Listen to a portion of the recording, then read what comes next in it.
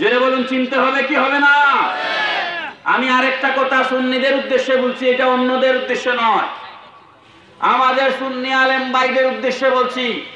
অনেকে এখন নামের আগে দিয়ে বাংলার আলা হযরত লেখা শুরু করছেন।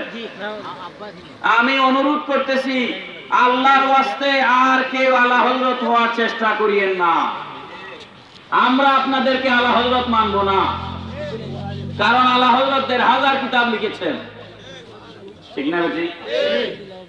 ১,৫০০ কিতাব লিখিয়ে তিনি আলা হযরত হইছেন, আর আপনি 10টা কিতাব লিখে আলা হযরত হইতে চান? এত শখে নক না। অনেকে আলা হযরতকেই মানে না, আবার নিজে আলা হযরত দাবি করতেছে।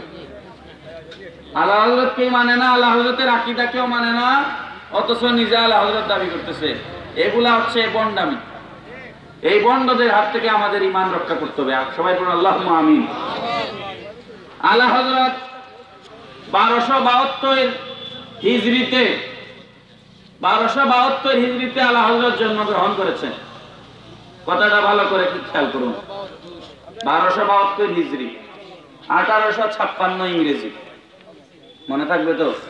আমার লেখা বই আছে আলা হযরতের 10 দফা কর্মসূচি। এটার ভিতরে আমি আলা হযরতের সংক্ষিপ্ত ইতিহাস তুলে ধরেছি। 10টা কর্মসূচি আমি এখানে আলোচনা করেছি আলা হযরতের।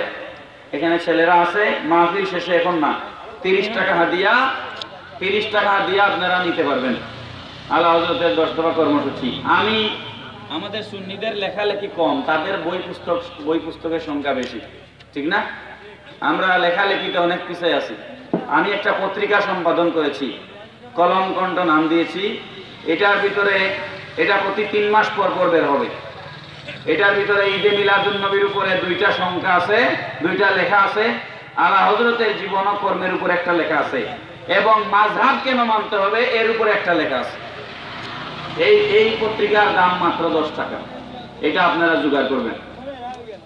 আমি এখন সংক্ষেপে আলা হযরত সম্পর্কে একটু ধারণা দিচ্ছি। একটু দুরূদ শরীফ পড়ুন। আল্লাহুম্মা